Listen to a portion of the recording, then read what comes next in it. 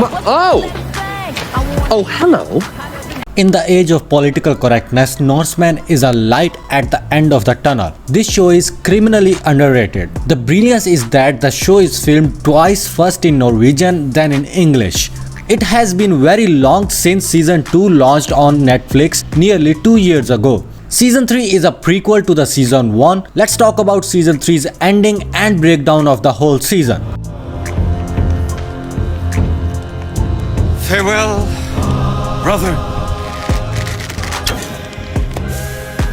What is this show about? Basically, general stupidity. Set around the year AD 790, the comedy follows a group of Vikings as they pillage, rape, and cause havoc around the world. This new season to this installment is getting even more exciting. So season 3 released today after a very long time, and let me tell you, it was a very satisfying experience.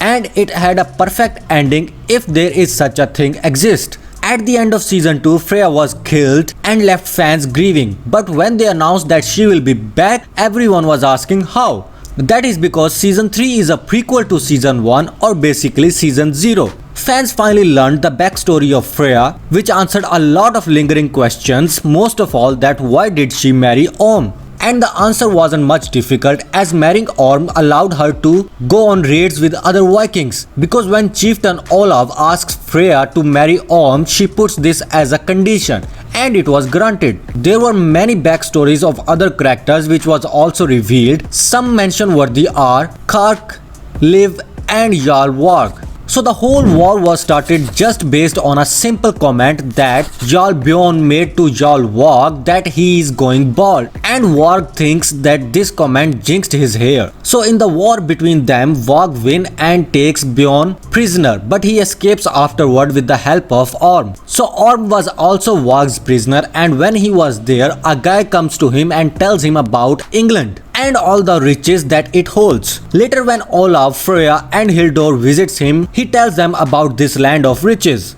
So up until that moment, Vikings were only looking to the east and never thought about turning their boats to the west to see what was there. Hearing this news, Olav makes a deal with Varg to set Orm free, but he was punished by scrotum whipping, which was the title of the episode. So then they all leave and went to England. There we finally see Rufus of Rom, and he gets knocked out by the Vikings. So this is where the season 1 begins and season 3 ends.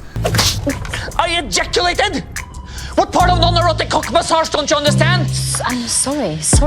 So if we see a season 4, we might be seeing Bjorn who escaped, but we won't see Frøya, as remember she dies in season 2. So like I said, this show is much underrated and is worthy to be on anyone's watch list. Basically, the show is if you mix the comedy of Monty Python with Game of Thrones, and the result would be this show. The basic plot of the series is about a small village of Norheim circa AD 790. The story covers the day-to-day life of the people living there, called Vikings. Season 1 and 2 was mostly about disputes between neighboring villages and one rival tribe led by Jarl Varg. And then we have Rufus of Rome, who is a slave and trying to make them a bit more civilized. And then we have season 3, which we have already discussed. Thank you for clicking. Here are some more videos for you to watch.